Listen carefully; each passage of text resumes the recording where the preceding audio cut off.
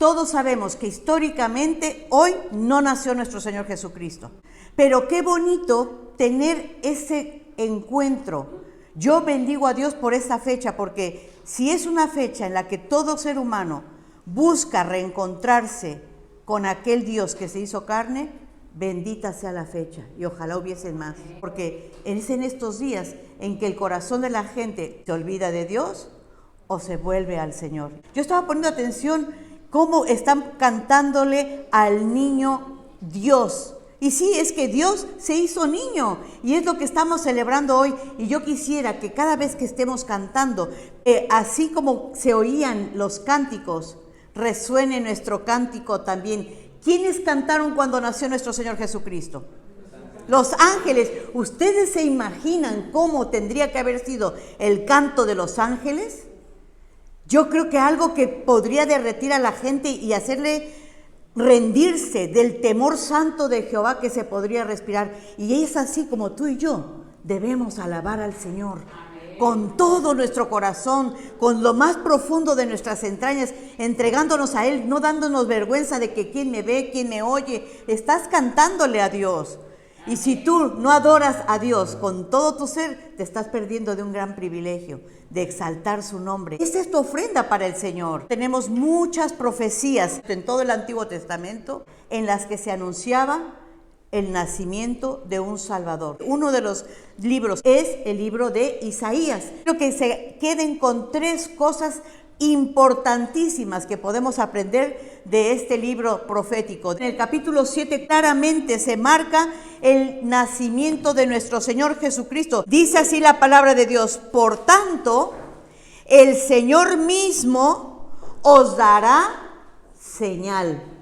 Dios siempre está dándonos señales. He aquí que la Virgen concebirá y dará a luz un hijo, y llamará su nombre Emmanuel, Dios con nosotros. Si ustedes se recuerdan, cuando Dios le mandó a Moisés que hiciera el tabernáculo, era para que la presencia de Dios estuviese en medio del campamento. Por eso es que las tribus se dividían, que eran 12 tribus, y las 12 eran divididas, y Dios le dio el mandato para que unas estuvieran al norte, otras al sur, otras al este y otras al oeste. Y ahí tenemos ya la forma de la cruz. ¿Se dan cuenta cómo el Señor siempre nos ha estado dando señales de que Él quiere estar en medio nuestro?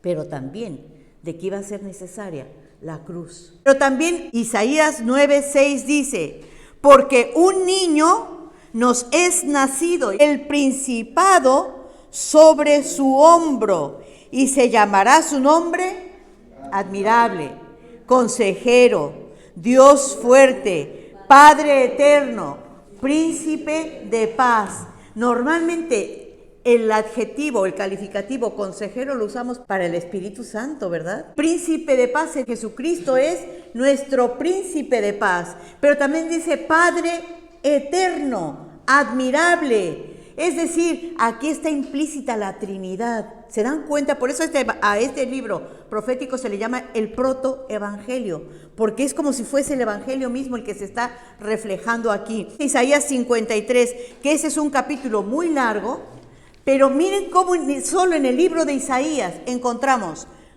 el anuncio de su nacimiento, el anuncio de cómo es Dios y la manifestación del carácter de Dios en medio de su pueblo, pero también cómo tenía que sufrir y padecer, porque Isaías dice: le veremos más sin atractivo para que le deseemos, y dice que Él llevó en su cuerpo todas nuestras maldades. ¿Se dan cuenta? Todo esto a quién apunta: a Jesucristo. Y este libro profético se escribió más de 700 años antes de que Cristo naciera. ¿No es para dar gloria a Dios y para darnos cuenta que este libro es inspirado por Dios? Este no es cualquier libro escrito por hombres. Dios usó a hombres, pero lo inspiró el Espíritu Santo. Él fue el que le fue guiando. Y ahí podemos darnos cuenta que tenemos la palabra profética más segura. Tenemos que reconocer que nosotros tenemos el Antiguo y el Nuevo Testamento, pero el Nuevo Testamento está escondido aquí en el Antiguo. ¿Se dieron cuenta en lo que leímos ahora de Isaías? ¿Lo encontramos en el Nuevo Testamento también o no? Exactamente, lo acabamos de leer, qué bueno que pusieron atención.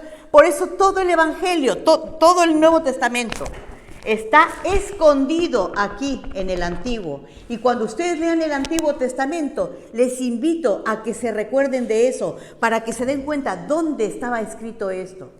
Y en el Nuevo Testamento se revela lo que ya se había profetizado cientos de años antes. Por eso quiero que recuerden que en el Antiguo Testamento está escondido el Nuevo, y en el Nuevo se revela el Antiguo Testamento.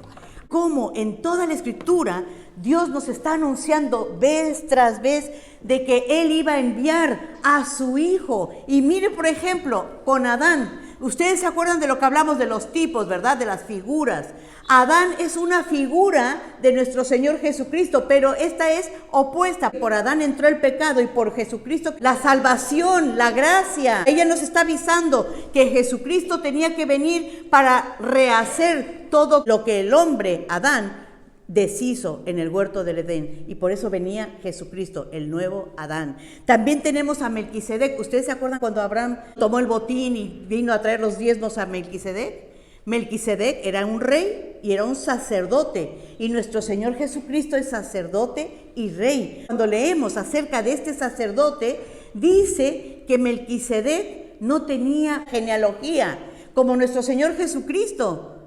Tiene genealogía en la carne, sí, pero a él nadie lo hizo. Por eso Melquisedec es una figura de que Jesucristo iba a venir a ser rey, iba a ser sacerdote. Tenemos a Isaac.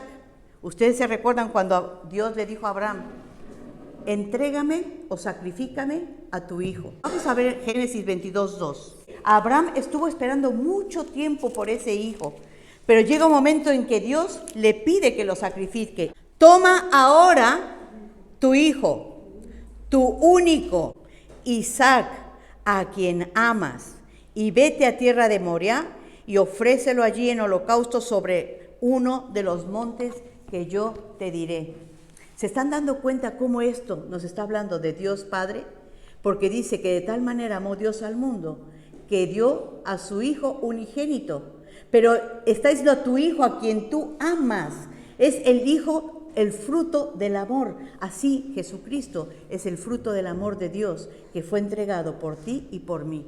¿Se van dando cuenta cómo toda la Biblia está llena apuntándonos a nuestro Señor Jesucristo? Y quiero que vean eso, porque es muy importante que notemos que desde Génesis, la raíz, el hilo que no debemos de perder es Cristo. Cristo estaba en el plan de Dios desde el principio para venir a rescatarnos. Ustedes se pueden preguntar por qué en Levítico constantemente están hablando de sacrificios, de corderos, de palomas, porque dice la palabra de Dios en Romanos que la paga del pecado es ¿qué? Muerte, exactamente. Y desde ahí ya está enseñando que tenía que haber muerte, un precio por el pecado que todos nosotros cometemos, pero ahí ya les iba encaminando a lo que iba a venir a quitar el pecado de toda la humanidad para siempre. Ahí era solamente una escuela, como dice, el ayo. El ayo es la nodriza que nos está educando para que podamos entender lo que iba a suceder después. Y así podemos seguir. Miren, Moisés, por ejemplo, es otro tipo de nuestro Señor Jesucristo, porque Él libertó al pueblo de la esclavitud. Y nosotros ya hablamos de eso, ¿no es verdad? El Señor nos libertó de la esclavitud del pecado. Pero antes de que Moisés sacase al pueblo, ¿qué fue necesario que hicieran? La Pascua. ¿Y la Pascua en qué consistía? En sacrificar a un cordero, y recuerdan que les dijo, pinten con la sangre del cordero los dinteles de su casa, para que cuando pase el ángel de la muerte, sus primogénitos no mueran. Ahí estaba apuntando a nuestro Señor Jesucristo, el cordero inmolado, que por su sangre tú y yo íbamos a permanecer con vida eterna, para después ser sacados de la esclavitud de Egipto y tener libertad en Cristo. ¿Se dan cuenta qué bonito es la palabra de Dios? Cómo en toda la Biblia nos va avisando de que Cristo venía. David Es un tipo de nuestro Señor Jesucristo también, porque Él fue ungido como rey. Y le dice una promesa en el Salmo 110, le dice, tu trono será eterno. ¿Cómo va a ser eterno el trono o el gobierno de un hombre si el hombre iba a morir? Porque está apuntando a Jesucristo. Miren cómo en Mateo, en la genealogía, que no nos gusta leer, va diciendo toda la raíz de la familia de Jesús y dice, ¿hijo de quién? De David. Es decir, Jesucristo por la línea es el heredero del rey David, es su sucesor. Y nos está diciendo, miren, yo no me pierdo ningún punto, todo lo que yo les fui enseñando es porque se iba a llegar a cumplir en Jesucristo. Jonás, él estuvo ¿cuántos días en el vientre del pez? 3. ¿Cuántos días estuvo nuestro Señor Jesucristo? 3. ¿Se dan cuenta? A veces pensamos que estas cosas son aisladas, pero quiero que nos demos cuenta que todo lo que tenemos en la Biblia nos apunta a una persona. Y esa persona es nuestro Señor Jesucristo. Y podemos seguirla. El maná que Jesucristo mismo les dijo, yo soy el pan del cielo. El que de mí coma no va a tener hambre jamás. Él era también esa agua de la roca que salió cuando Moisés la golpeó. Por eso es que el Señor le reprendió, porque Jesucristo es la roca de Oreb. Incluso cantamos, ¿verdad? Cristo es la peña de Oreb que está brotando. Agua de vida saludable para mí. ¿Se dan cuenta cuántas cosas podemos ver? La serpiente de bronce que fue levantada en el desierto cuando mordían las serpientes al pueblo y que estaban muriendo. Tuvo que levantar la serpiente en una asta para representar que así Jesucristo también iba a ser levantado por nuestros pecados. Nosotros estamos siempre viendo el nacimiento de Jesucristo como algo aislado, pero no podemos ver el nacimiento de Jesucristo sin ver también el propósito que tenía para ese nacimiento. Vino a nacer como un niño, sí, se hizo carne, es verdad, pero para poder venir a librarnos de nuestros pecados. Qué tremendo, ¿verdad? Ahora como lo vemos así, parece una historia larguísima, ¿verdad? Como la historia misma ha sido, la historia de nuestro Señor Jesucristo. ¿No les parece increíble que Dios ya tenía ese plan para salvarnos? ¿No les parece increíble que ya nos conociese nuestro Señor desde antes que nosotros viniésemos al mundo? ¿No les parece increíble que Dios ya había tenido planificado el sacrificarse para venir a morir por nuestros pecados?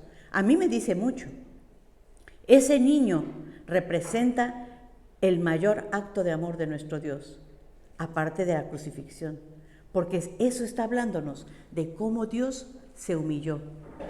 ¿Ustedes han escuchado alguna vez que un dios de la mitología griega se haya humillado y se haya hecho hombre para tener comunión con los seres humanos? ¿Han oído de alguno?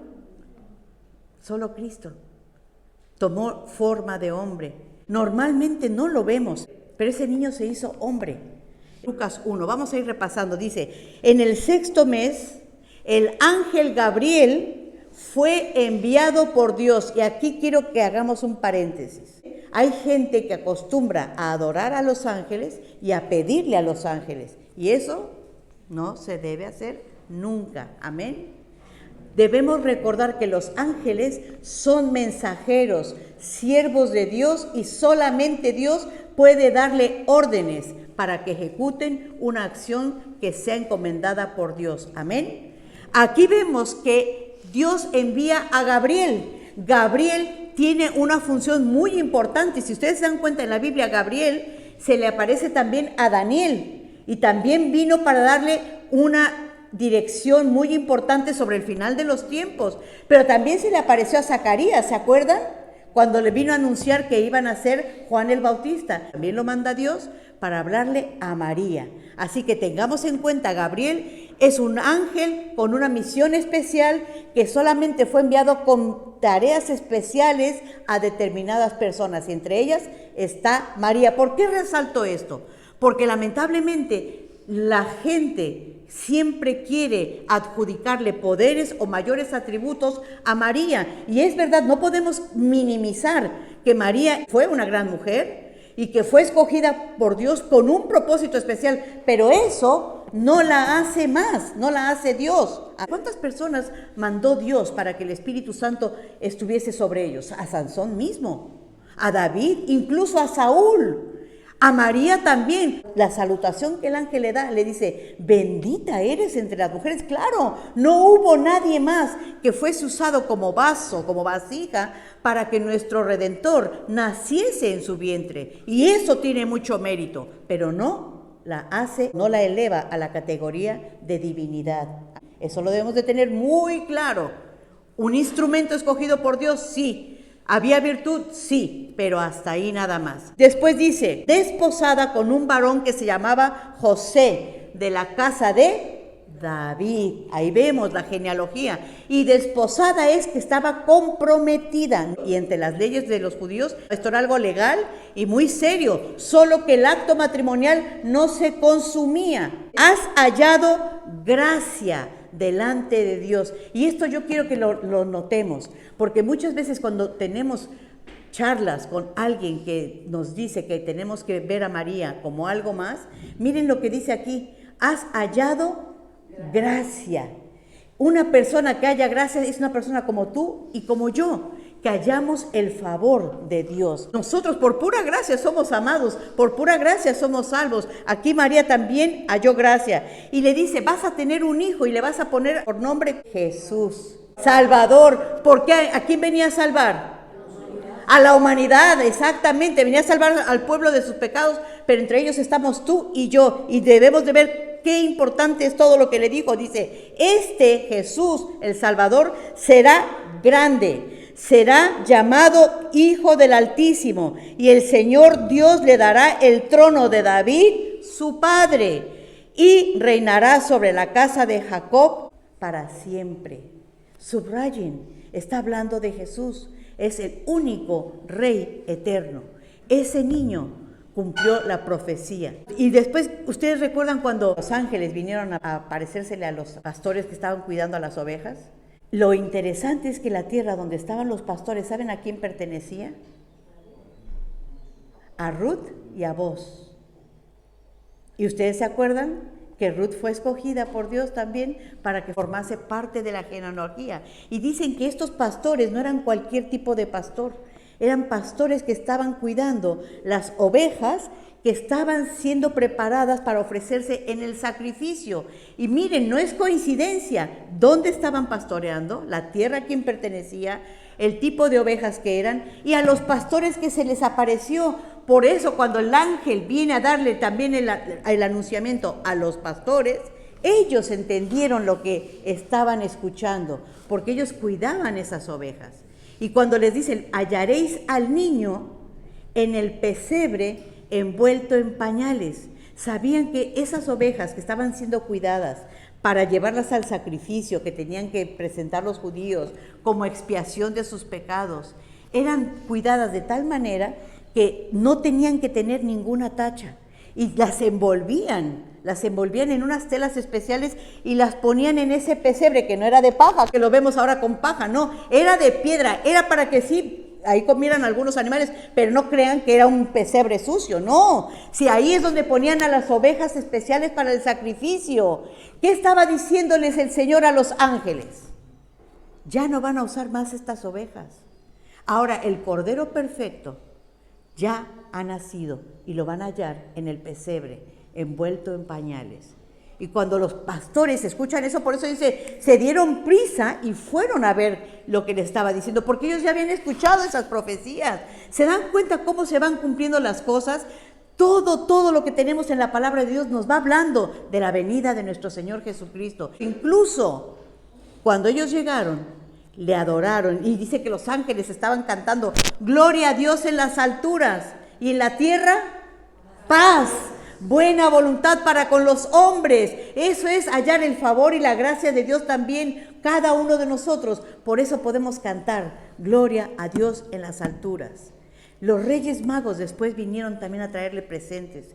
Y lo tremendo de esto es cómo la palabra de Dios, toda va apuntando siempre a Jesucristo y no hay ninguna contradicción. ¿Ustedes se acuerdan de Daniel cuando fue deportado a Babilonia? ¿Qué sucedió en los primeros capítulos? Cuando ellos se negaron a comer de las viandas del rey. Daniel hizo un trato con el eunuco que los cuidaba y les dijo, no vamos a comer de las viandas del rey. Vamos a hacer una prueba. ¿Qué pasó después cuando les hicieron la prueba? Dice que los hallaron ¿cuántas veces más sabios? 10 veces más sabios. Ustedes van a decir, ya se salió de la historia de Jesús y del pesebre. No, todo tiene una razón. Porque cuando Daniel fue hallado junto con sus amigos 10 veces más sabio, allí mismo el rey dijo que el Dios de Daniel era el Dios verdadero. Y Daniel fue puesto en un lugar de autoridad. Y se dice que Daniel también fue instruido para instruir a los astrólogos que estaban a servicio del rey. Es decir, se fue pasando de generación en generación lo que Daniel llegó a hacer, a enseñar la profecía del Mesías. Por eso esos sabios que venían de Oriente, ¿saben de dónde venían? De Babilonia. Y que todos ellos sabían, por lo que Daniel dejó sembrado en Babilonia, que iban a ser un rey, que iba a aparecer una estrella y que esa era la que les iba a guiar al lugar donde iban a ser Jesucristo. ¿No es esto tremendo? Porque miren, lean con cuidado cuando leemos la palabra de Dios. Cuando dice que vinieron los sabios, ¿qué venían a hacer? ¿Solo venían a cotillar? Venían a adorarle. Esa palabra es clave. Es decir, Dios siempre tiene un propósito en todo lo que hace. Cuando Daniel fue llevado al cautiverio, Dios tenía más de un propósito.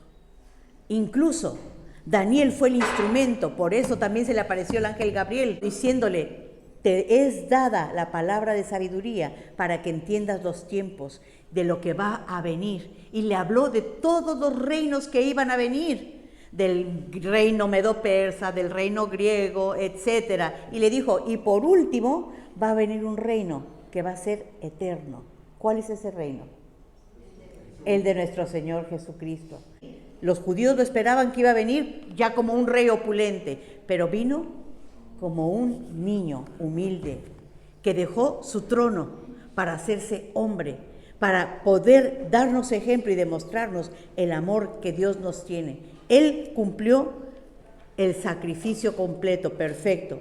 El Señor es contigo, le dijo el ángel, bendita eres tú entre las mujeres. Mas ella, cuando le vio, se turbó por sus palabras, pensando, ¿qué salutación sería esta? Entonces el ángel le dijo, María, no temas, porque has hallado gracia delante de Dios.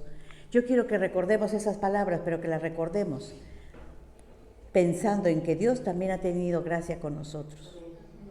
Dios ha tenido gracia con nosotros, porque para eso vino a morir, para eso vino a nacer, para tener y demostrar gracia en nosotros. Por eso dice Efesios, por gracia sois salvos. Es decir, ¿merecemos la gracia de Dios?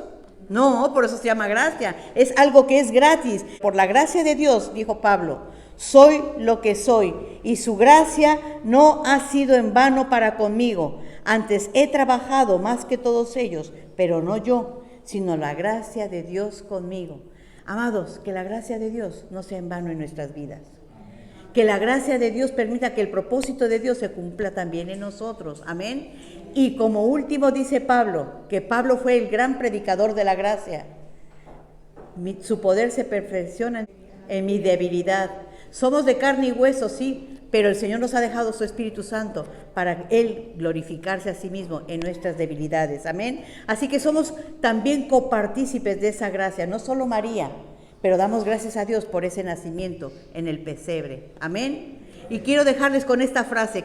Yo creo que eso encierra todo lo que Dios nos quiere decir. Dice, un niño quiere llegar a ser hombre. Y eso lo vemos siempre, ¿verdad? Todos los niños ya quieren crecer, quieren llegar a ser hombres. Yo creo que no hay ningún niño que jamás se haya dejado de poner los zapatos del papá. ¿Los han visto? Es curioso, ¿no? Y eso solamente nos señala una cosa, que todos quieren ya verse como adultos. Esa es una ley, como que quieren superarse. Pero ese niño que se quiere ver hombre o quiere hacerse hombre, sentirse hombre, dice la frase, después de que ya es hombre se quiere hacer rey. Es decir, quiere mandar, quiere tener autoridad, quiere tener poder. Pero después, lamentablemente, de que prueban el poder y la autoridad, los hombres, yo creo que sin excepción, aunque no lo digan con esas palabras, miren lo que sucede. Ese hombre que se quiso hacer rey, termina queriéndose sentir Dios. Ustedes van a decir, no, yo no. ¿Saben cuándo caemos en esa categoría? Que siendo hombres, habiendo disfrutado del poder, de la bendición de Dios, queremos hacernos Dios cuando queremos hacer nuestro cuarto evangelio. Cuando Dios te dice, no dejes de congregarte. Ay, no, pero es que hoy hace mucho frío. Ay, pero es que hoy está lloviendo mucho.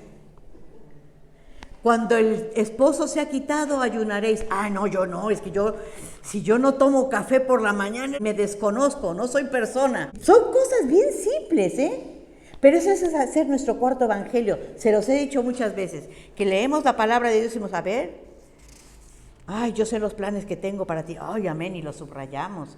Y nos memorizamos. Planes de bien, de prosperidad, para darte el bien que tú quieres. Sí, amén. Pero cuando dice, id por todo el mundo y predicar. Ay, no, esto no, para mí no. Y para Ángela. Y quitamos lo que no nos gusta. Eso es hacer nuestro cuarto evangelio. En otras palabras, uniéndolo a esta frase, es querer hacernos dioses. Es decir, yo mando en mi vida. Yo hago lo que yo quiero y lo que a mí me guste. Y Dios, Señor, un domingo al mes, de vez en cuando unas moneditas de ofrenda, etcétera. ¿Se están dando cuenta a dónde quiero llegar? Todo niño quiere crecer a llegar a ser hombre. Ese hombre se quiere convertir en rey y ese rey se quiere hacer Dios. Tengamos cuidado. Sigamos el ejemplo de nuestro Señor Jesucristo, que Él, siendo Dios, fue el Dios que quiso hacerse niño. Recordemos esa frase, amados. Él, siendo Dios, no le importó ser Dios para hacerse hombre, carne, y para nacer de la manera más sencilla, más humilde, despojándose de todo lo que es Él. Él se quiso hacer niño, pequeño, sabiendo que ese niño tendría que crecer para cumplir con un propósito eterno, que era derramar su sangre por nosotros. Eso lo dijo el teólogo Leonardo Boff. Quédense con esa frase, amados. No juguemos a querer ser reyes, que lo somos, pero seamos sabios para disfrutar lo que Dios nos da y no olvidar nunca que todo lo que somos es por nuestro Señor, que todo lo que tenemos es por la pura gracia de Dios, porque no nos merecemos nada, nada. Aun cuando ya le conocemos, seguimos siendo imperfectos. Aun cuando ya somos justificados, seguimos fallando. No olvidemos que ese Dios eterno se hizo hombre por ti y por mí, por amor a nosotros. Amén. Vamos a ponernos en comunión con el Señor a través de la oración y de la adoración. Y pidámosle al Señor que esta celebración sea así para gozarnos en el hecho de que nuestro Señor Jesucristo no estimó ser Dios, no estimó ser igual a Dios, para despojarse de su deidad y venir a nacer en un pesebre. Que eso ya estaba advertido, ya habían señales para que ahora tú y yo podamos ver el cumplimiento de esas señales. Somos más que bendecidos, amados. No infravaloremos ese regalo de nuestro Señor. Yo no les digo que no regalen. Si pueden regalar, regálense. Pero cuando regalen lo que sea, por muy sencillo que sea, en cada regalo que se den, recuerden, el Señor Jesucristo se dio a sí mismo por mí. Él ha sido mi regalo. Amén. Yo sé que ya todos deben de tener sus regalos de Navidad para festejar estas fiestas.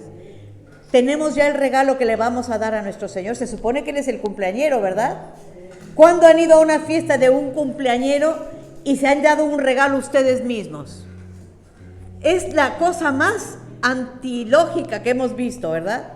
Nosotros en el cumpleaños de nuestro Señor Jesucristo nos regalamos a todos y muchas veces Jesús está ahí esperando y quizás está diciendo, ¿y mi regalo? ¿Cuál va a ser tu regalo? El Señor Jesucristo solamente quiere una cosa, que tú le des tu corazón, que tú le permitas no solo ser el Salvador de tu vida, sino que le permitas ser el Señor, que no quieras convertirte en Dios, que tú permitas que sea Él el que te gobierne a través de su Espíritu Santo. Amén. Dile, Señor, heme aquí, Es verdad, no había lugar para ti en ningún lado, en ningún mesón había lugar. Pero aquí, en mi corazón, hoy tienes un lugar. Ven a mi corazón. Así dice un canto, ¿verdad? Ven a mi corazón, oh Cristo, pues en él hay lugar para ti. No importa que tú ya hayas dicho, Señor, yo te entrego mi corazón. Ahora quiero que tú le digas, Señor, yo reconozco que tú eres el Dios hecho carne, que tú te humillaste por mí, por amor a mí, y te rindo mi vida, te rindo mi ser, te doy las puertas de mi corazón abiertas para que tú seas el Señor y el Salvador de mi vida. Gracias, Jesús. Gracias por venir, por dejar tu gloria. Gracias por venir a hacerte niño, Señor. Gracias por ese amor que se manifestó en ese pesebre. Gracias, Señor, porque no hay nadie que dé su vida por nosotros, solamente tú. Gracias porque tú no escatimaste ser Dios para humillarte, para salvarnos. Gracias porque tú eres fiel y cumpliste todas tus promesas, Señor. Bendito eres, Padre. Bendito eres, Señor, y te damos gracias por la vida de nuestro Señor Jesucristo. Amén.